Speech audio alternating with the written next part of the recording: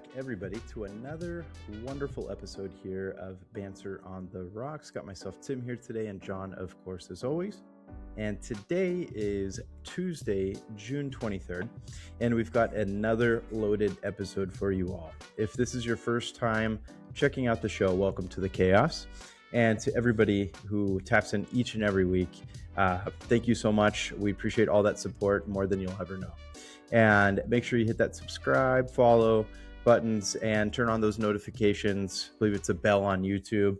And so that way you'll never miss any of our weekly drops with the boys. And on today's lineup, we're going to be getting into our latest banter takes, our summer movie bash check-in, of course. Wolfpack World Cup check-ins become a dominating topic here on the show, and some NBA news as we just had the NBA draft this evening. And you already know how we do it. Real conversations, unfiltered opinions, questionable takes, of course, and plenty of banter along the way. And like we do each and every single week, we're going to be kicking things off with our banter drinks of the week, what we're sipping on, why we picked it, and how it's fueling our energy for today's episode. And I'll get us started. This week I am repping the McDonald's Big Back Cup because low-key fat ass getting it this weekend. Well worth it. Delicious as always. I got the Davies Cup this week.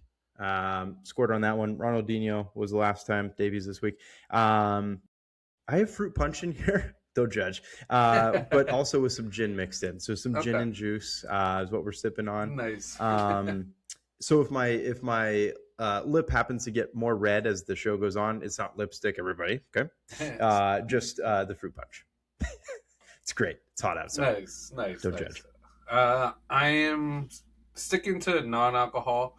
I have my Grimace cup. We got this one. Oh, recently. That's a big score. Yeah, some people say it is, some people say it isn't. Vera was excited about it. I don't know if I was too excited about it, but the one cup I could find at disposal. But sticking to water with some tea salud. I was sick over the weekend, recovering. You could hear it in my voice a bit. So taking it easy on the alcohol, but I'll be back next week for sure.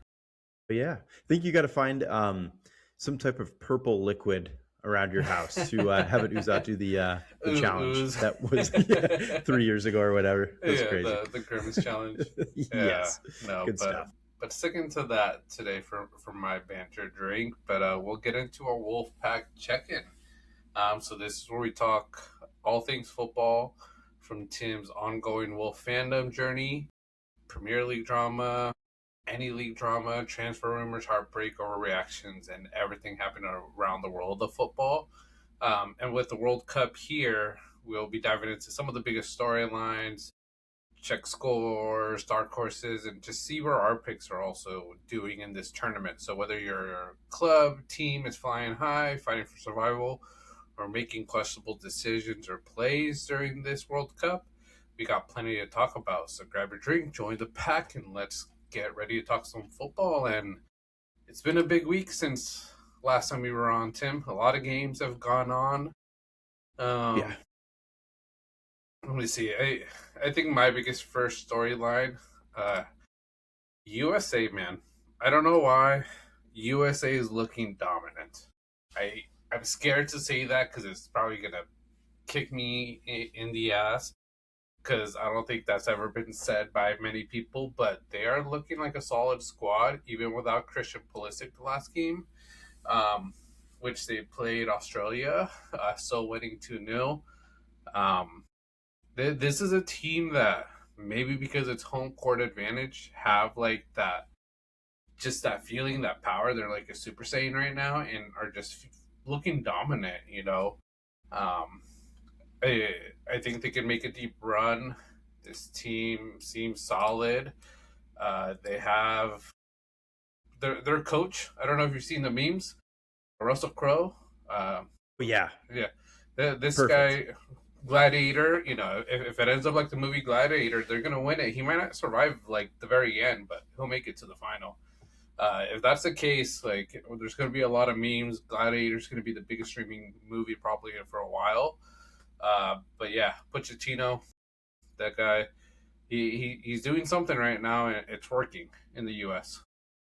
Absolutely. No, he's done a phenomenal job. I feel like that he's really locked in this team incredibly well. We haven't seen a team look this formidable, a US team look this formidable in, 2 decades or so. It even looks so good that we have Tim Howard and Landon Donovan kind of hating a little bit, coming Yeah. off a little jelly with a little bit of their podcast this past week. But it's a phenomenal looking team, lots of energy. I think that this Australian team was a team that was talking a little bit of smack before. They're Hmm. as they should. It's competition here, but all in all, I feel like we stood our ground. It was a team that we thought, or many thought, that would actually give the U.S. a run for their money. Didn't really seem that way. I mean, they had great control of the match. They played incredibly well. Lots of great clips from it. Crowd super involved. Really showed up on like a weekday afternoon. Everybody's pumped up. Seattle's honestly, take it from a Niners fan. That's a really tough stadium Hmm. to play in. It's I mean, so much so that you get earthquakes forming from the Yeah. noise volume going on there. So a lot of backing there. I think that the U.S. fans, I don't know if you saw this, John, I think it was either before or after the match, finally had a decent little chant going with dun, dun, dun, dun, dun. And then they were all just kind of cheering, and it kind of interrupted the broadcast, and the broadcast Yeah. got kind of into it. That's what we need. I think we That, need something like that. Was listening to some part of my take earlier this week, and they were talking about just go for like the Penn State wideout, get some college football chants going. I love it. I think that's the way you do it. So super cool. This team looks great, and it's super exciting, and it's great that what second team to qualify for the knockout round.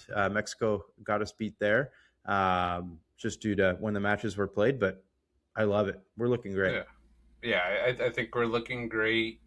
Um, yeah, it seems like their Team USA, the fans are getting better at the chants, but still, want to see something more original. Like Mm, a lot of these other countries. agreed. Um, but yeah, like I say, they're gonna have. I don't know how to take it. How the next game will be. They play Turkey. In Turkey, I will say, at least for me, a little bit of a disappointment. I had them as my dark Mm, horse of yep. this tournament because prior to the World Cup, they were on a pretty good run, looking great, scoring about 2 goals per match. And man, these first 2 games against Australia and then against Paraguay, they have so many shots but just cannot finish in the World Cup, and they are just choking. I don't know if you've seen videos or pictures of how they were sort of sent away to the World Cup by like everybody walking behind their double decker bus, all of Turkey Mm-mm. really wanting to support them. It's not a good look, and like I said, this team not being able to score and just sort of crashing out like this could be the biggest crash out this tournament. Yeah. No, it's not good. It's been some tough losses. I even think I saw a statistic where they compared in like an O for performance by Clay Thompson in comparison to I think Turkey missing something of upwards of what 60 something shots on shots in general, and couldn't get it done. It's kind of like you said. It's just couldn't bring it home. Couldn't hit the shot. Couldn't get it there. Um, just the chances. I don't know. It's crazy. Just didn't go their way at all. Don't know what it'll turn into. As far as now that Turkey most likely isn't advancing. Do you have any other maybe dark horses that have kind of popped up for you recently? Um, as of right now, I'm looking at the games because, like I said, there's just so much going on. Um, I would have said before today maybe Portugal, depending on how Hmm. they perform, because they tied DR Congo 1-1, but Portugal sort of showed up today. Hmm. Um, I, I'll probably say Belgium. Belgium's probably the next one that could be a big disappointment, and honestly, I think we want to see as a big disappointment because Yeah. we'll sort of talk about it. We New Zealand, our team. for this tournament. You can see my little Kiwi Vera got back Oh there, yeah. the inflatable. Nice. I like Uh, that. they lost 3-1 to Egypt on Sunday. Tough loss. It was leading 1-0 entire first half, but that second half, Mo Salah, that team just put the Jets on. We weren't able to stop it. I think we played a little too defensively. But also, like I say, I think Egypt was doing stuff that the team just couldn't manage in that moment. But we're still in the tournament, but we have to win, I think, against Belgium. That's the only way we stay in, going to the knockout as the number 2 team in this group. But Belgium is a tough one. But Belgium tied Egypt, I think it was 1-1, and then tied Iran 0-0. And we beat Iran. It was a tough win. We scored 2 on them. And then Egypt, we we I feel like we could have won that game, but like I said, it's just the luck of the draw. So if Belgium continues playing the way they're playing, I think we have a great chance. Yeah, definitely. I think that this time around, obviously, play for the win is going to be a big one. I know that we were kind of going back and forth. Rob had messaged me later on in the match to rub it in a little bit with Mo Salah. He gave me some good foreshadowing back when we were watching some EPL a few weeks back about Mo Salah, and I just knew he was going to be on Egypt, so it was kind of in my mind that this was going to be a really tough match for the Kiwis. But honestly, the way that they came out of the gate, that first goal, that header was absolutely phenomenal. Nailed it from the corner, and after that, it just felt like we went into the half pretty pumped up, motivated, came back out, just seemed like a turn of the tides. Couldn't get control of the ball.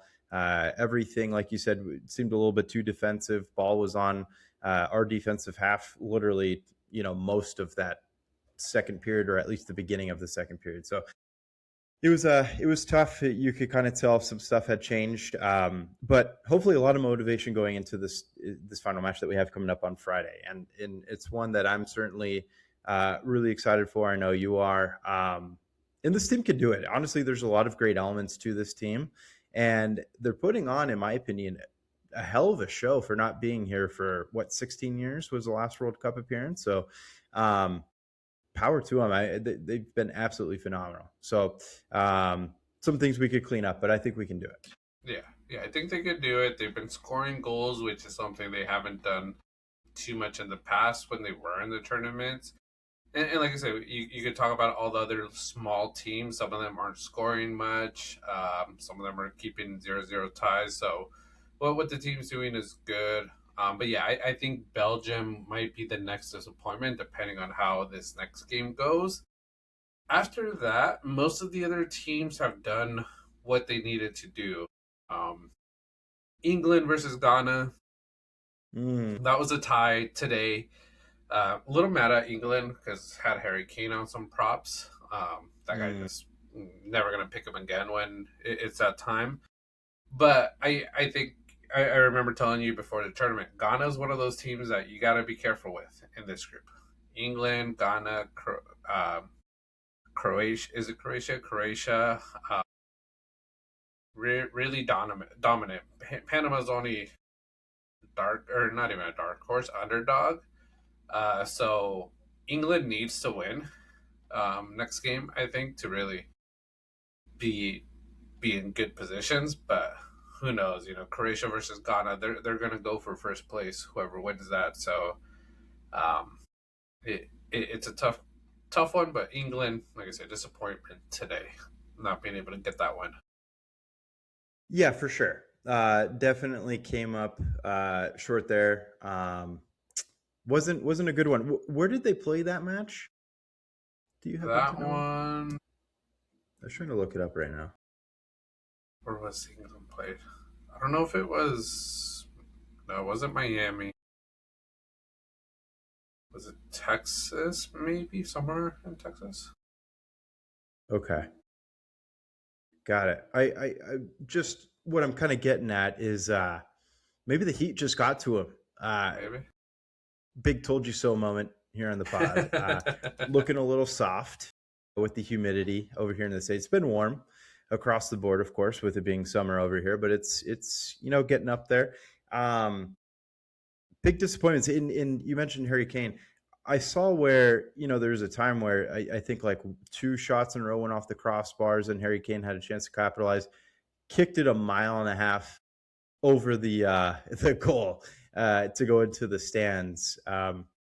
Yeah, just didn't have it. Opportunity was there at times, couldn't get it done. Like you mentioned, Ghana, that sneaky good team that you kind of underestimate, and they come out and kind of just sucker punch you, and then here's your draw 0-0. So great play by them. England, again, we kind of preface this. It's again, everybody, we know that they're can be seen as the powerhouse here, but they can also very well just be apple for apple with the Dallas Cowboys. So it would actually be super fitting if that was in Dallas that they played that today. This one was in Boston, Foxborough. In Boston? Okay. Well, you know what? Could be hot and muggy there too. You never know. But it just didn't go their way. Kind of saw it coming. I'm sure that they'll still advance. They won the first match pretty handedly, but yeah, keep your eye out on them. Nobody should be overly convinced. Yeah, I think they should advance, but we'll see how far they get after this group stage. But yeah, I think that's the only other probably big surprise that could come up from this tournament. The rest of the other teams are doing what they're needing to do. Canada, after their tie, came up big versus Qatar 6-0. Just whooped them. They were probably angry, needed to make a statement. Absolutely. Like I say, I think one of the big games that a lot of people watched this week, Mexico, South Korea, or like since the last time we recorded, 1-0 win for Mexico. Great win for Mexico. But I will say, not convinced with Mexico. And I don't know if you've talked to Rob, Armando, or any of them. Lucky win for them. Goalie mistake is what gave them the win against South Korea.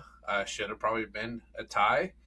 But Mexico isn't looking that great compared to like USA, because we always compare USA and Mexico because they're part of the same CONCACAF league.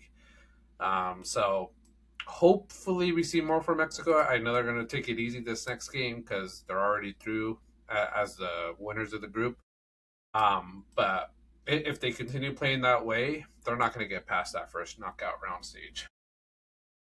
Yeah, no, for sure. It did look dicey at times. I did message Rob. Rob said that he was rather unimpressed with the performance of Mexico. I definitely see where he's coming from. It seemed, just, a lot to be seen. I felt like with a lot of it, you prefaced it perfectly. It was a mistake by the Korean goalie. Couldn't get a good grasp on the ball, and Mexico was ready to pounce and took advantage of the moment, which was great. Hell of a save by the Mexican goalie at the end of that match too. I'm sure everybody's heart stopped for a second watching that happen. Could if they do make it far, that could be one of those saves that we're looking back on for a little bit of time. It definitely had that feel to it. South Korea, I kind of felt like they played for the draw too much. Like it seemed like they're way too lax, a lot of passing, taking their time, and then obviously when they were down was finally when they began the attack, but it's too little too late. That team, it's very formidable, very good. It's just, I feel like their strategy should have been a little bit different heading into that match. Yeah, it should have been. I still think they could get out of that group. Czechia, South Africa, they tied, so Korea just, I think, needs a tie, and I think they'll make it out of the group because, like I say, I don't think Mexico's losing to Czechia this next round. So, like I said, we'll see. We'll still see Korea, I think, going into the group stage, and we'll see what they bring. Brazil performed pretty well. They did what they needed to do, 3-0 against Haiti. Probably should have been more, but still convincing win. Morocco Scotland was a good game, 0-1. Morocco winning it. I think a lot of people are supporting Scotland what is it, the Tartan army or Tartan Army. Yeah. yeah, Hmm. something like that. Um, Scotland, I think, needs to win their next game, and they're playing in Miami. Uh, Hmm. and I think they're playing Brazil. Am I? Are they It's playing gonna be great. Brazil? I think you I might be think right. I think they're playing Brazil. That's a big game Yeah. because they need a win to get through. Brazil needs a win to get through. So it's sort of the winner of that game gets through with Morocco. They can still probably get through as a third place team, but yeah, you want to get through higher up. For sure. Yeah, no, that's going to be a heck of a match. All the Scots have definitely made it southwards. Don't know if you've seen the clips, Sean. I've seen a ton of clips of them at the Marlins game today. They loaded up the Marlins game more than I think that stadium's been filled Yeah. in years. So props to them. They're out chanting behind the gates to begin, the match. They were screaming throughout the match, the game. They were screaming throughout the game. I saw a pretty funny comment from a Bostonian saying, "I feel cheated on that the Scots are having fun in another city." and honestly, they would leave that impression on me too. It's Yeah. just one of those things where they are just an ungodly fun time to be around. Like, hell of a group. The cone thing that they were doing with the statues around Boston Yeah. was amazing. I don't know if you saw Edelman get involved Yeah, I as saw him. well. Yeah. Phenomenal, wearing full kilts, everything. Yeah. And did Gronk join him? Somebody joined him. Gronk was there with the full kilt. I don't know if he was trying to put the coat on, but he was there. Okay. Yep. No, it's absolutely iconic. That was phenomenal. So, heck of a group. Just with all these cultures colliding.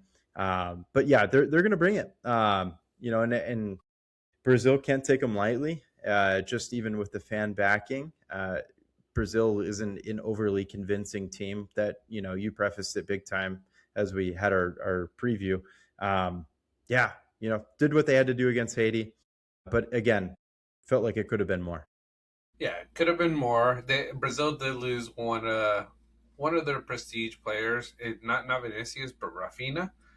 He was injured. I think he's out the rest of the tournament. So it could be a tough loss for them. We'll sort of see how they come back against a better team than Scotland or than Haiti with Scotland. But yeah, I think that's some news. We could go to the Spain group. Spain did what they needed to do. They showed up this last game after their tie to Cape Verde, but Cinderella, I want to say it's New Zealand and the Kiwis, but Cape Verde, what they've done, 2 games against Spain and against Uruguay, tying Spain, coming back down against Uruguay and tying it 2-2. Um, Shout out to Cape Verde, man, and it's one of those teams that. Well, we'll say it here. You were inches away of picking them to get out Dude, of that group. I'm gonna bring it up every week. I was so close. Like, just even bringing up the name during the choices, I'm like, damn, that would have been a fun team to ride along with too. But great fan group that always shows up for that's a great team. Mhm. One thing I was watching with my father-in-law Miguel on Father's Day with this match, and it was one where it's a team you can't help but root for. I felt like we were all kind of rooting for them. One thing to note is just the amount of hustle in that squad is unreal. Like, they want it. So they're playing their hearts out. Just a team that doesn't let things knock them down. They still prevail, get their goals that they need. Came out to another draw, but did what they had to do. Honestly, draw against Spain is much to talk about. The goalie showed a little bit more, of coming back down to earth a bit. This match, he got lucky. There was one clip that kind of circled quite a bit that, it ended up being an offsides, I believe, but juggling the ball a lot, kind of showing his age a bit. But say what you want, still held it to a draw. Team played very, very well. It's a fun team to watch. Yeah, it's a fun team to watch, and like in that group, Spain is first with 4 points, Uruguay with 2, Cape Verde with 2, Saudi Arabia with 1. So Cape Verde is facing Saudi Arabia, Uruguay facing Spain. It's going to be a tough one, Cape Verde wins, that gives them 5 points. You know, Spain between Spain and Uruguay, whoever loses, they're going to be at the bottom. They're going That's to be crazy. third. You know, and like I say, most likely it's looking like third in this tournament. You could probably make it to the group stage, but you never know. And I don't think any team wants to take a chance that they're not the better third place team. You know, part of that little section. So it's gonna be a great Friday for that game because, like I say, what I like about this next round, each group plays at the same time. So all the next games, Group A, both games are at the same time. B, and that so there's no collusion, no like okay we could tie. It's like no, we got to play our hearts out because we don't know what's happening in the next game. That's great. That's the way to do it. I think that's a phenomenal format and really makes for some loaded schedules with this World Cup. This is going to be a really fun week of soccer. So, yeah, very exciting. Yeah. Odd I parody. think they start tomorrow. I think right. Mexico plays tomorrow. Is that tomorrow? I believe right. I'm looking up World Cup schedule. I think I saw an ad for it when I was watching this evening for the 8 o'clock game. Yeah, I think it is tomorrow. Tomorrow's Wednesday, right? Yes. Yeah, because USA plays Thursday.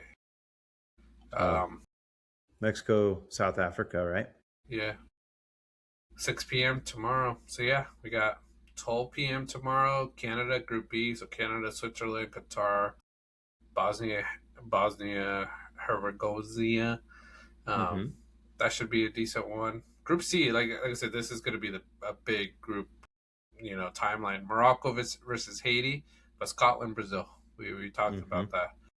That's going to be a big one. And then South Africa, South Korea, Czechia, Mexico at 6. There you go. Czechia. So, yeah. Yep. So it starts tomorrow. Then Thursday, Curacao, Ivory Coast, Ecuador versus Germany.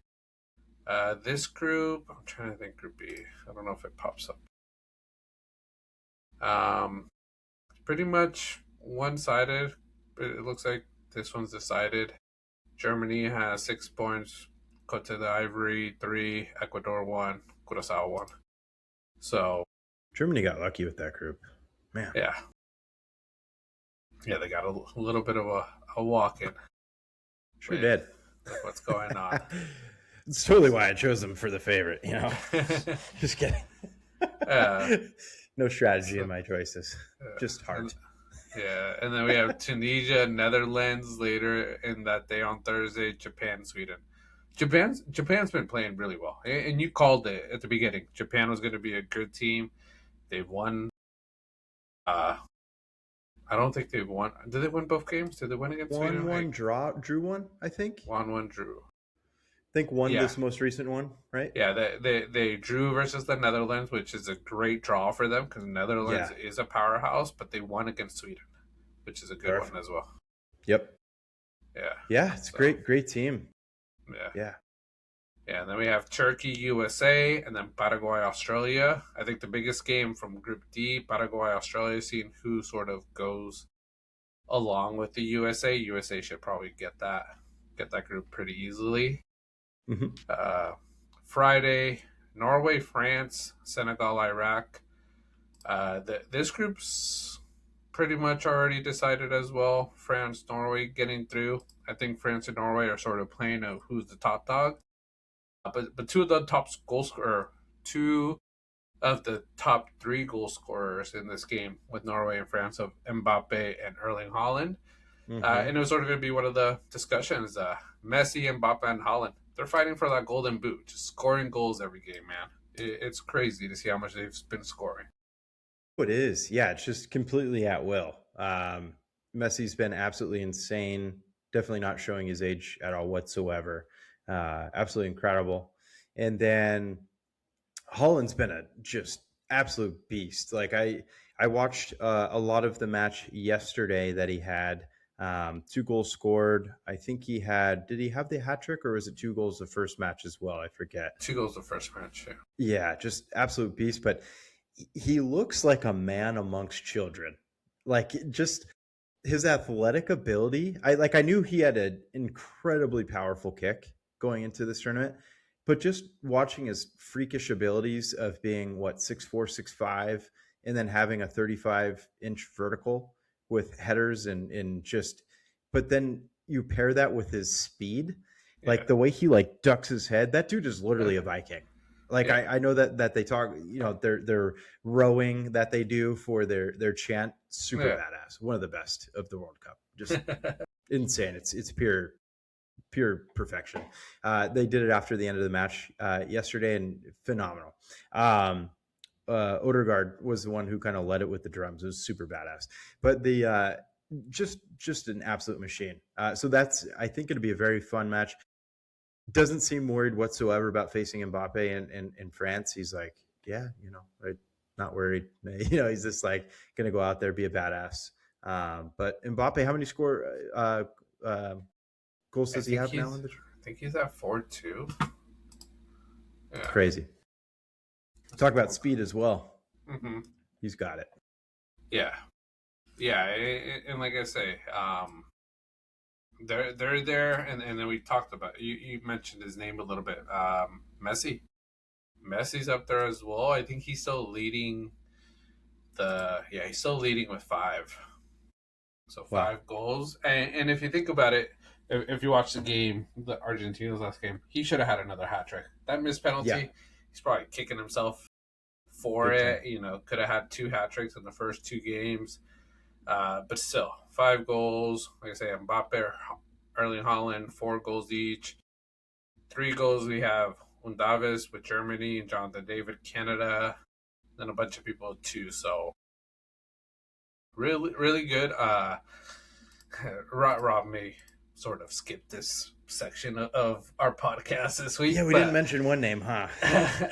Yeah, well, we didn't mention one name, but in all honesty, like I say, the conversation is always going to be out there. Messi, Ronaldo, who's the real GOAT? Who's the best? And you could go either way. Like I say, everything Rob says, I understand why he goes that way, why he feels favoritism towards Messi, and who knows? It could be true, it could not be true, but I think compared to other sports, you have to be good at. You have to be a good player to win, and I mentioned it. I think in our last little message I sent before I got busy. Messi, Argentina without Messi, they would not even be in the conversation. I don't think they'd be as great of a squad. And I think the same thing with Ronaldo without Portugal. Portugal wouldn't be in that conversation. But in the end, when we talk about GOATs, greatest of all times, and you sort of threw it out there to Rob, we look at championships in all sports. And the one person that has the biggest championship in this sport is Messi, and Ronaldo doesn't have it. So you have to give that one up to Messi, no matter what excuses, because that's what I consider what Rob and all these Ronaldo fans have. They're excuses of why he's still better than Messi. But when you look at it in every sport, championships prove who the GOAT is, and Messi has a World Cup, Ronaldo doesn't. Should just be plain and simple.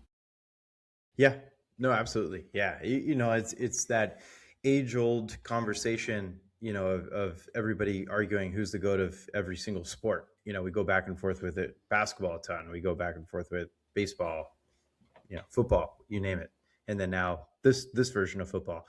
And it's something where, of course, banter on the rocks. It's in the name. We dish it out here on the show, but we also dish it out in the group chats. And that's certainly what happened today. At first, to kind of preface it, I only sent that statistic because I thought it was pretty phenomenal that, Messi, since age 35, 12 goals scored in the World Cup play. And altogether for his entire career, Ronaldo had 10. And I thought that was just an extremely crazy statistic. And I was like, okay, well, something to share, as that's a very common discussion in that chat. It definitely struck a nerve right away. And I didn't think it was going to go that fast.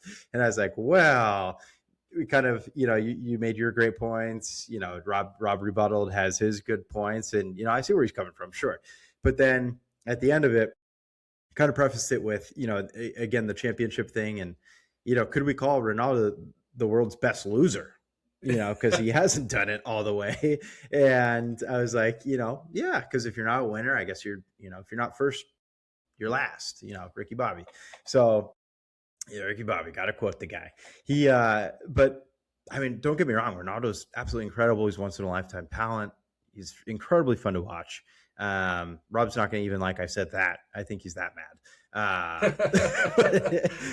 But yeah, Messi's just got it. You hit all the things right on the nail.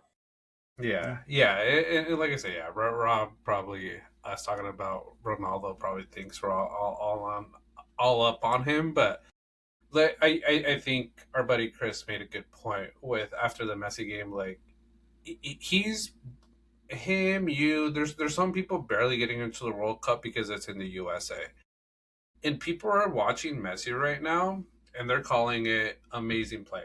They're just wowed by how he played, and like people like me, Rob, Armando, Fidel, Chancho, a lot of us that have watched soccer for so long, played it, we've seen this Messi forever, and we've seen Messi in his prime. And same thing with Ronaldo. Ronaldo's started off the tournament badly. He had a good game today, had 2 goals, so kudos to him. Probably could have had a hat trick as well. But the peak Ronaldo also, man, to watch that, it was amazing. Like I said, that you'll never see many players like that probably ever again, and especially the competition Messi and Ronaldo had, in their leagues when they played against each other. It's phenomenal. So, like I say, I'm always going to tip my hat to CR7. Great player. Going to go down in history as one of the best players. But like I said, but when you look at GOATs, I got Pele, I got Maradona, and I got Messi. I can't put Ronaldo in there yet because he hasn't won one. Mbappe is probably there. Is Zinedine Zidane. There's still a few people that probably have above Ronaldo, and one of the big factors is that World Cup win. Yeah, no, absolutely. And I kind of thought about it a lot today, John, of like just players of the past that aren't the GOATs, but could be up there in a GOAT conversation had they have not played in certain times. Charles Barkley is he's maybe not GOAT conversation, but all-time great for sure. Never won a championship. But then I think back to like John Stockton, Karl Malone having to go up against the Bulls year after year and couldn't get it done because MJ got in the way. Mm-hmm. Kind of just gives the same vibes of Messi getting it done in a World Cup, and just able to seal that deal. Whereas, we're going to have the conversation of Ronaldo always being absolutely phenomenal. I know Rob brings up the stat a lot with most international goals, right? Or is it victories? I forget what goals. It was. International goals. And it's, no question about what he can do individually. But Bondo hit it, really well too. And his message that ultimate team player is what Messi is. And he just gets it done. So, forever a conversation, forever to be a debate. Yeah. But, I do feel like it leans one side more than another. Yeah, it leans one side more than another. There's hardcore Messi fans, hardcore Ronaldo fans that will probably say otherwise. But yeah, overall, like I say, both amazing players. But if we have to talk about GOAT, and like the only reason I brought it up is because Rob kept on starting it, even though we gave him all the stats and data. But like I say, watching both of them play, and like I say, for me, and I hope Rob's the same way. Watching both of them play from their young days when they started out in the big clubs to their peak to now, it's been amazing. Like I say, it's an experience and just memories I won't forget because they did so much in so many different levels and how elite they were. So hats off to both of them. But yeah. But yeah, we were in Group I, Norway, France. It'll be a good game. We'll see which one of them can maybe take a leap against Argentina and Messi's record, or currently Golden Boot. Absolutely. Yeah. No, I mean those goal records will have a lot of competition for years to come. That's for sure. Records are meant to be broken. So yeah. Yeah, and then we also have Cabo Verde versus Saudi, Uruguay, Spain. We already mentioned that's going to be a good slate Friday at 5 because both games, both at least three of the teams need wins, and only two of them can win. So we'll see how that goes. Group G, that's the one I'm going to be watching big time. New Zealand, Belgium, Egypt, Iran. Going to be watching New Zealand, Belgium. New Zealand, we need that win. Let's start. Let's make that miracle. Let's Go KIWI's. make believers of everybody, and honestly get that first World Cup win. And let's get into that knockout round. And then Saturday, the last groups: England, Panama, Croatia, and Ghana. That one, like I said, we pretty much decided. I think Colombia, Portugal, DR Congo, Uzbekistan. This group also, I think, is pretty much decided. DR Congo pretty much has to win, and Portugal has to lose pretty decisively for Congo to take over Portugal at number 2. So it seems like Portugal is going to get through with Colombia. Not much concern there in my eyes for that game. Yeah, no, for sure. Yeah, no, sorry, I lost track. I was, to be honest with you, I was just focusing on New Zealand making it through to Arlington. I'm like, man, that'd be such a fucking great trip. To go over there, watch and root for them. But yeah, the Congo, they played this evening as well, right? Mm-hmm. And I watched bits and pieces of the match. I think it was tied 0-0, if I'm not mistaken, right? Majority, Colombia won 1-0, I think it was. 1-0. Okay. But they kept that up 0-0 for a majority of the match. So they kept Colombia right on their, got them nervous because it would have been hard for Colombia if they would have tied that game. Then having to play Portugal would have been a must win because same thing with DR Congo. They probably have a more winnable chance against Uzbekistan, where Colombia was going to have a battle with Portugal for that number 1 spot. So absolutely, a win Colombia needed. Colombia's looking pretty solid at times, so I think that's a team that could do well. And then the last game Saturday of the groups, Algeria, Austria, Jordan, Argentina. This one, I think the only game people want to watch is Argentina and see if I'm curious if Messi will play the full game and how much he's going to give. Because, like I say, after this, we go to the knockout round, and that's where it gets interesting, Tim. These knockout stages, you tie, it don't end a tie. You go to extra time, and if not, it's a PK.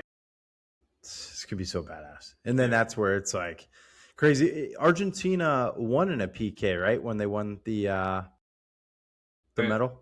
Yeah, the World Cup, they won it in PK. I think they won 2 of their knockout stage games in PKs as well. That's right. It was a hell of a run. And see, that's what makes it so much fun. Yeah, you're not going to end in any type of draw. It's going to be win or go home. And yeah, you're right. It's going to be turning up the freaking intensity with all of this. You kind of talking about it there with Messi. Against Jordan, I kind of see them not having him in there for a full-fledged match. I'm sure that if they build a little lead, maybe let him try to get his goals in there early on. As we all know, I'm sure he will. And then kind of enjoy some pine the rest of the match to kind of conserve everything, especially with this being more than likely his last run, right? So yeah. And that's what I think we all hope to see is fresh Messi heading into knockout rounds. Yeah, that's what we hope to see. Knockout rounds, there's only going to be one game on Sunday. After that, majority of them start Monday. As of right now, there's only 3 people already gone through per Google. Germany, top of their group, so they'll be playing Monday, June 29th. Then we got Mexico playing Tuesday, June 30th for the round of 32, and USA playing Wednesday, July 1st. So a lot of great games. What's interesting, I don't know if you've seen it, depending on how USA, England end up, 4th of July could be very memorable. It could be very memorable. Like I did see this. It's already very patriotic in the U.S., but having England versus USA on 4th of July, storybook right there. And it being 250 years, Yeah. just an iconic celebration is what that could be. Just the smackdown. You got to have probably the world's largest firework display if we win that one. Just go crazy. Tea party it up, go nuts.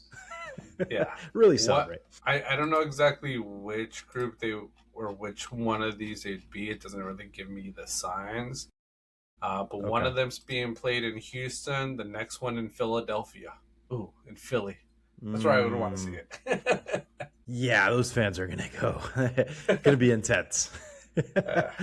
I think that's what the world kind of deserves right there. It's just a rematch of 250 years ago, just in a different way. It's gonna be great, iconic. Yeah, it'll be good. But that's the biggest World Cup news for me. I saw Fox Sports. I watch a lot of highlights of just the announcers. Zlatan Ibrahimovic, I enjoy his commentary. I enjoy his feedback, what he shares about the game. He was asked, I saw on one, if USA could actually win this. And he said yes. And when Zlatan says yes, he's not a rage baiter. He's just straight business to me. And if he says yes, I'm like, okay, I feel confident that this USA team could go pretty far. So I'm curious to see how USA sort of takes that and runs with that. Yeah, no, Zlatan's that guy that if he slaps me in the face, I'm going to apologize to him. It's just, he's one of those guys that he's just, what he says goes. And certainly somebody in the soccer world that is somebody that you'd believe. You're exactly right. He doesn't beat around the horse. He's not really a hot take guy. He's just going to tell you how it is and ask Alexi Lalas about that, because he's definitely had his comments and remarks towards him too, which has been some good banter on the desk there. I've enjoyed that. I feel like he's been a really good addition, and he's also won Employee of the Month. So if you want to listen to anybody, listen to Employee of the Month as well. So I love that. I feel like that's just got everybody riled up here in the States. Yeah, it's got everybody riled up. World Cup's been pretty successful. Let me see what other takes. I've seen some great memes though with one in particular just keeps cracking me up whenever I see it. Is after any clip of the U.S. win in us qualifying for the knockout round, I've been seeing a whole lot of Leo DiCaprio and Wolf of Wall Street with the chin like this, like going crazy, and then they're like, "Give us France," and it's just we're ready for it all. We're ready for that. How ready? Yeah. Hopefully, the fans are ready. Hopefully, the team's ready. Yes, no, that's exactly it. Outside of that, I mean, the world has got to kind of be on notice about this too, John. When it comes to sports, if we take soccer, we just took hockey in this past Olympics. If we take soccer, sorry guys, I don't know what's left. Rugby, maybe. Maybe. Yeah, maybe. But soccer's just the big one. So good luck. I mean, that's what else is there left to do? It's like we did it all. So, but yeah, US. Bring us who you got. I think this team's ready for it. They look great. Yeah, they look good. I hope haven't checked in or read too much onto Christian Pulisic. He didn't play last game after that kick to his calf. Hopefully he's recovering well. Hopefully it's nothing serious, because he is someone I think we will need in the group stage. But if not, like I said, this last game USA had showed that they have people that could step up and replace him. But like I mentioned, Christian Pulisic is a big key factor for Team USA. So without that big name, it does hurt your chances a bit. So hopefully he's healthy. And then I think for me it's just New Zealand. Belgium defender got a red card last game, so they'll be down one of their better defenders. That could be good news for us. But like I said, this team, I think they got the will, they got the motivation. They know they could do it. I think they've seen it. They just have to clean everything up. I think this is a squad, since we started following it, getting to know their players, can be very great. Playing in smaller leagues, a lot of them I've been watching, and there's a lot of rumors. Some of them are going to start getting signed into some big name clubs because they've shown a lot in this tournament. Yeah, very well deserved. And those are the stories that we love to hear about. It was Tim Payne coming into the tournament with his social media growth, figuring out a lot more about him. And, just other additions to this team. Portland Timbers, I've seen commenting a whole lot, with their player that scored last match as well. Sermon. Yep, Sermon. Yeah, phenomenal goal. Love that header, man. It was badass. So, great stories there. A lot of opportunity to come. I think some of those subs, I kind of mentioned it, seemed like it kind of played off a bit deflating at times. It kind of seemed like it didn't really help much. So maybe they kind of do some lineup adjustments in certain areas, and that can hopefully be a bit more effective too. But yep, go Kiwis. Supporting this team nonstop. It's been a whole lot of fun too. It's been a hell of a ride so far. Yeah, no, it's been a good ride. And also I've heard a lot of in some of the games. I think I heard it a lot more in the South Korea game. Some of your Wolves players representing, Hong Hee Chan, with South Korea. You got some good representation with the Wolves. Absolutely. Yeah. No, and that's where the promise is coming from about the relegation. We're not going to be down for long, guys. We're going to make our way back up right away. Mm-hmm. And we're not going to finish in the bottom two after that. We're going to stay up for a while. So, especially with Juarez joining the team, right? So, big goal, first match for him for Mexico. So, he's going to be just such a welcomed addition for us all. Yeah. Yeah, no, he will be. So we'll start to see. It's a little opposite with my Chelsea club. We're already losing one of our defenders. I think we lost him to Real Madrid, and we might be losing Enzo Fernandez as well to Madrid from the sounds of it. And we're sort of looking like Tottenham, losing our players, and we might be at risk of regulation. So we'll see what we do. Yeah, a lot of money locked up in there. Can't get relegated. Yeah, so big club to get regulated. But like I say, it's part of the game. But you support your club, you support your squad through the goods, through the bads, and everybody hopefully has been enjoying this World Cup, having great experiences. But yeah, that's our Wolfpack check-in for today. So we'll go into our banter takes. These are our takes for the week. There's no prep, no warnings, no idea what's coming next. Each week, we bring our hottest takes to the table without telling each other beforehand. So every reaction, every disagreement, and every meltdown is completely real. Some takes will be smart, some takes will be terrible, and at least one of us probably will be upsetting an entire fan base. So we'll get into the takes. My first take: the Trader Joe's tote bag hype is absolutely insane and 100% not worth standing in line for. But the line for the new Buc-ee'S Goodyear, Arizona, that's a pilgrimage, not a purchase. You're not waiting for a tote bag. You're waiting for a brisket, jerky, beaver nuggets, and the cleanest bathrooms in America. Yeah. Is it going to be like one of the bigger Buc-ee'S in the world that you're aware of? Or? Yeah. Gas station attached. Gas station. Okay. Big market. Yeah. It's good. It looks great sized. Okay, yeah. In honestly, it sort of will go with the take I have for you a bit, but these Trader Joe tote bags, how they're getting so much hype for, what are they, $2 to $3 for a bag that is this size, that you could put maybe one phone and one flask, and that's about it, nothing else, isn't useful daily. Why the hype for it, and then why people wait in line for that is absolutely insane, you know. And it's sort of with everything, because I think the people that wait in line are scalpers, and when you have to go scalp Trader Joe fucking bags that cost $3, you are out of your mind, and you need Yeah. you need support, because it makes absolute you're gonna sell it for $10. Like, yeah, it's a profit, but a $3 bag, really?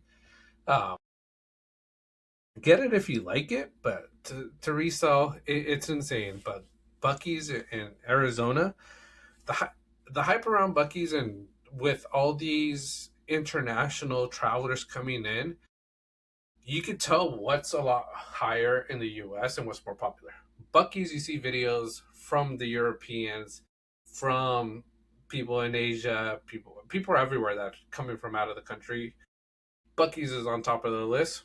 I haven't seen a video of international people going to Trader Joe's. I haven't seen anybody touch on anything Trader Joe's, and I'm not trying to put Trader Joe's down. I love their food. They have some great options there. But the hype with the bags does not compete to the videos of the brisket, those nuggets. And honestly, we talk about it. Why we're big fans of Intuit. Some of the best bathrooms in all of stadiums. Accessible. And you need some great bathrooms when you have to do your business. You don't want to go into a hole in the wall place that just looks run down. Buc-ee's is doing it correct. Absolutely. Absolutely. When it comes to bathrooms, growing up, the Oakland Coliseum was the closest thing to my house. Those bathrooms, if you've been in there, you can just you can go in the trenches anywhere. Like, it's yeah, those are horrendous. So it's something that if you've experienced it, it's like, yeah, bathrooms can be a very big deal. How a place takes care of their bathrooms, I think, speaks a lot how they're going to take care of the rest of the establishment. And you know, if you're being well known for having some of the best bathrooms in America, I know that food is going to be clean as hell, and that is just going to be a badass meal waiting for me right there. So, um, the hype is absolutely outstanding. And one thing to note on that is, well, a couple things. One, this is going to be the closest Buc-ee's to us in California. Mm-hmm. So my parental units live out in Arizona. So it sounds like it's going to be a stop on the way for us now. Whenever we go visit, we'll be over there, I think, later in the summer. So I might have to do that, John. I'll do some type of food review. I'm going to get I don't know if they have sampler platters. I'll make my own, though, of just everything. And it's going to be a full experience. And second to that is I saw a few different videos. I think one was from like a news crew. There's another one that somebody went there. I think she was celebrating her birthday. She's like, oh, yeah, drive out to Arizona and experience Buc-ee's. That's what I want for my birthday. And that's exactly what they did. I think came all the way from LA. People were waiting. I think it opened at midnight, if I'm not mistaken. So it's going to be great that it's open late. And then they were just out there chilling. The line was absolutely outrageous. And then there was a dad that he's like, hey, he told his wife, Father's Day, I want to go wait in line at Buc-ee's. And he was first in line. I think he was out there from like 7:30 in the morning and all the way till midnight. He waited. So there's a rumor going around that he got $100,000 from waiting. Everybody responding to it was like, that's bullshit. He didn't get it. Because it's like, dude, then I can't blame him. I would have waited out there a full day for $100,000 in a day. That's incredible. I hope at least he got some type of like year discount on store credit or something. Yeah, absolutely.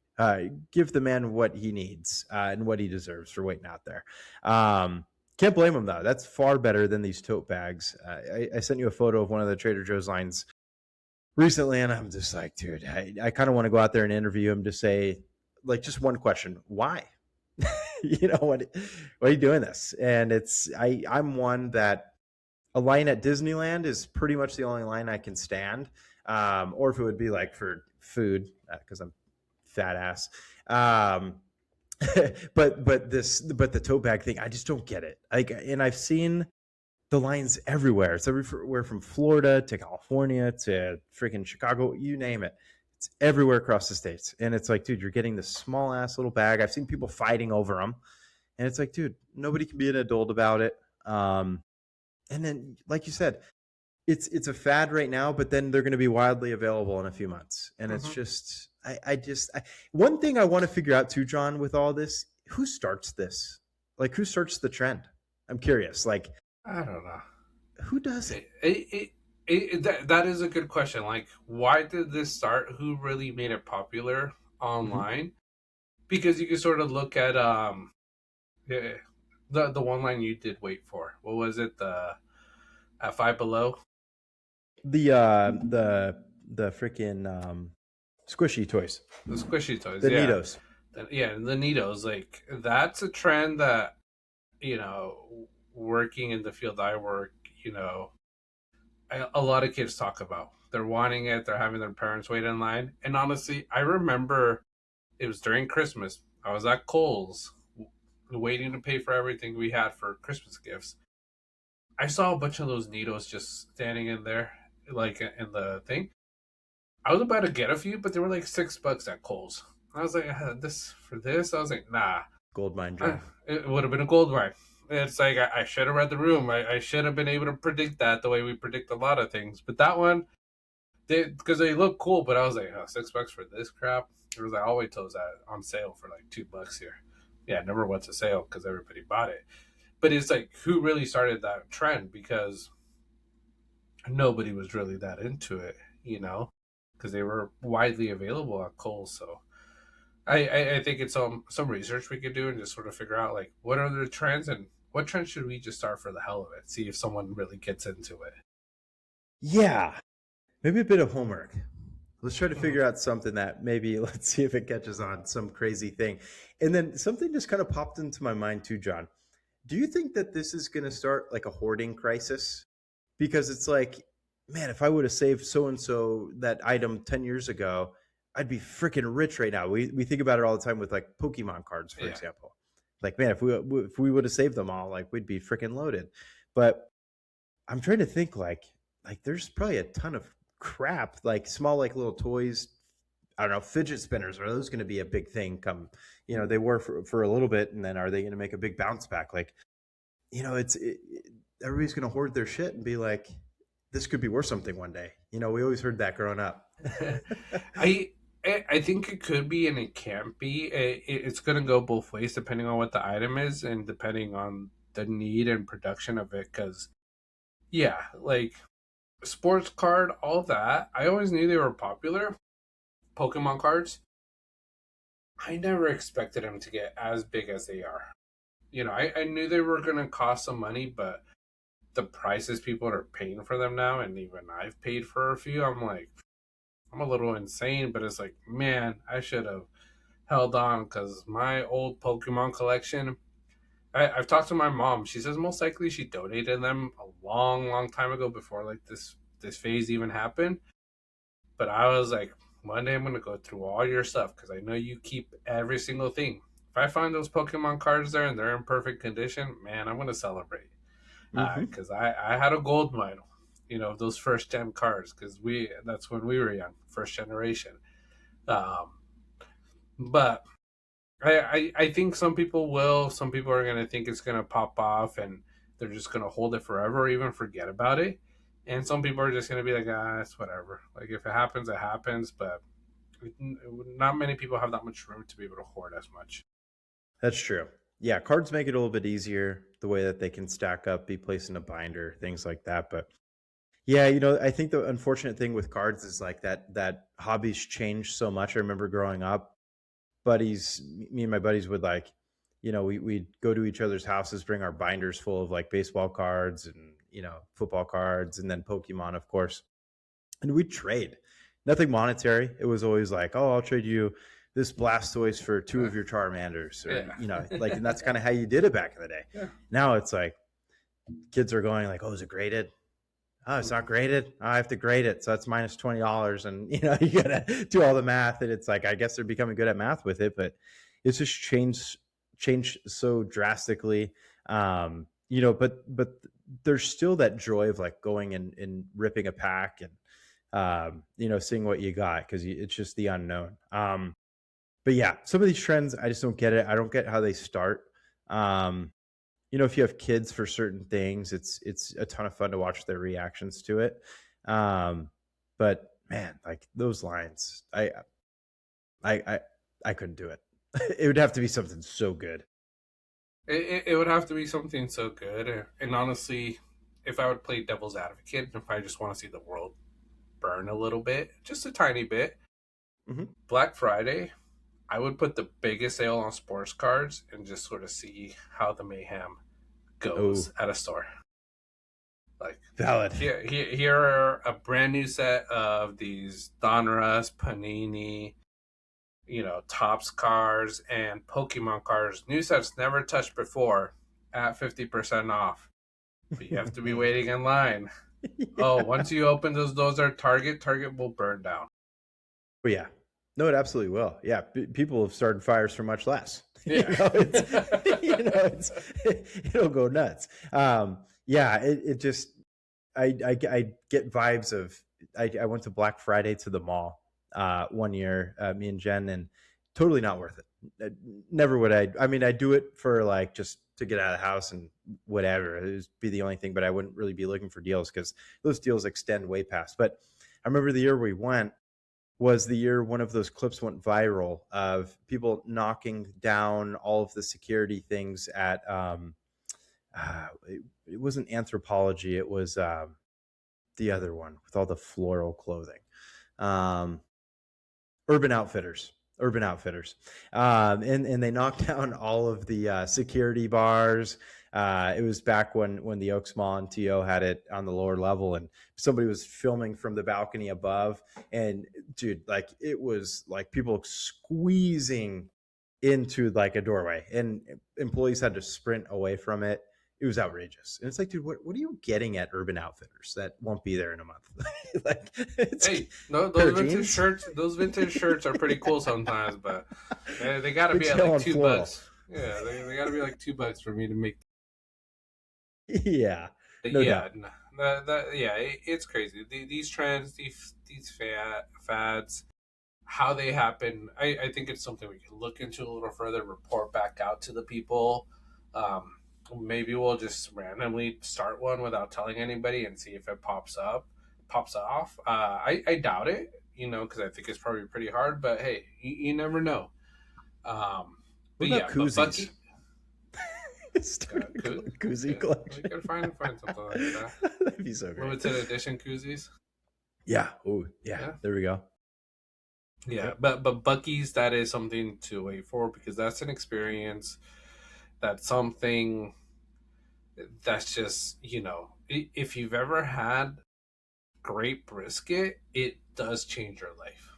It is life changing. Whereas a Trader Joe's tote bag, it will help you carry a few things around, but it's not going to be life changing. You'll find better totes or better larger totes, even the ones you used to get at Target when you did mobile ordering, those totes do a lot more work than Trader Joe ones do. They sure do. So, Yeah. And right in my mind, I'm like, I can't eat a tote bag, so no, it's not gonna change my life. yeah, that's not. Oh, Uh, fat mode. yeah, Love it. but yeah, all right. But here's my take for you. Excellent. All right, got my take through here. The biggest success of the 2026 World Cup isn't soccer, it's cultural exchange. Every World Cup claims to bring the world together. This is the first one where you can actually watch it happen in real time. 20 years ago, fans went home with stories. Today, they're making TikToks, YouTube videos, Instagram reels showing millions of people what it's like to experience another culture. Absolutely. It's all cultures on an absolute collision course. And this is, obviously the games are won, but this is one of my favorite things. And I think that this is one of my favorite things I've experienced social media wise, arguably in my lifetime. I've found so much enjoyment of people being able to go somewhere firsthand, removing all media in news networks from it, and experiencing it firsthand to realize that things are different. Like it's not how it's always pegged on TV or in articles and things like that. Like it's just drastically different. I'm sure we'd experience the same if we visited their countries as well. It could be drastically different. You just don't get to experience it until you're there. And I just anything from the Scots visiting Boston, marching through the streets, playing the bagpipes, to Norway and their following doing the rowing and um, uh, who's is it the Norwegians, or no, it's not the Norwegians. Who is it? Army, Yes, Netherlands. Netherlands, my bad. The other country starting with an N. Yeah, the Netherlands. You have Jameis Winston getting involved. It's like you have professional athletes who are in media experiencing it, getting involved and they realize how cool he is. And it's like, yeah, he's a national treasure. He absolutely phenomenal. And I just think it's so darn cool that everybody gets to experience it. Freddie, you talked about him last week. His documenting of everywhere he's traveling around the States, been phenomenal to witness. He's been invited to certain things. It's really unlocked just a different form of life for a lot of people. We can mention it with New Zealand and your visit with them while they're here in Los Angeles, and us following along their journey, making it northward to north of the border with Canada. It's been awesome to witness. It's been awesome to see. And again, it's like, dude, we can all just get along. It's a beautiful thing. That's here on this planet, and just everybody joining forces and having a great time. Everybody. I think everybody just realized everybody just wants to have a good time and party. That's all we want. I think that's what it is. You hit on everything, and every time we talk about World Cup, and like I said, I've watched it for so many years. I know this is the first year you're probably like ultra focused on it compared to other years. So, but it's always like I think World Cup has always brought cultures together, because even last World Cup in Qatar, the one in Russia, Japan, you always see the cultures coming together. But for some reason, this year, you're just seeing it a lot more at a bigger level through social media. Even though social media has been around the last three World Cups, I would say, you've never seen it explode this way. And it's because of how unique the USA is as a country.